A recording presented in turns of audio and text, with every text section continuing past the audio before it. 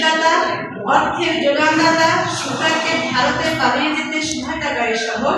সকল দোষীদের নাম জনসম্মুখে প্রকাশ করতে হবে। আমার ছোট ভাই ইনকিলাব মঞ্চের মুখপাত্র মালিক গত 12/12/2025 তারিখ দুপুর 2:20 বিজয়নগর কালভার রোডে জুমার নামাজ শেষে রিকশা ঢুকে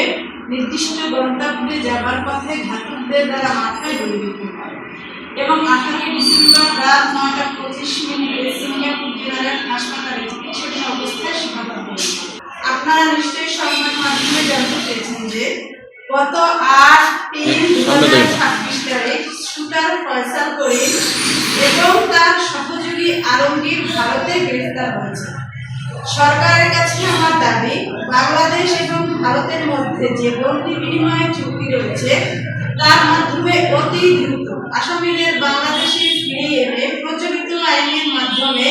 এই হত্যার পিছনে নির্দেশদাতা, অর্থের যোগানদাতা, শুটারকে ভারতে পালিয়ে যেতে সহায়তাকারী সহ সকল দোষীদের নাম জনসম্মুখে প্রকাশ করতে হবে। শুটার ফয়সাল করিম এবং সহযোগী আলমগীর সহ ঘটনার সাথে জড়িত পুরো চক্রকে আইনের আওতায় এনে বিচার কার্য সম্পন্ন করতে এবং শহীদ ওসমান বিন হাদির পরিবারের সকল সদস্যদের সর্বপ্রকার নিরাপত্তা দাবি জানাচ্ছে। আরো উল্লেখ থাকে যে পুনরায় যদি কোনো দায় ছাড়া চার্জশিট দেওয়ার অপচেষ্টা করা হয় তবে তার পরিবার এবং বাংলাদেশ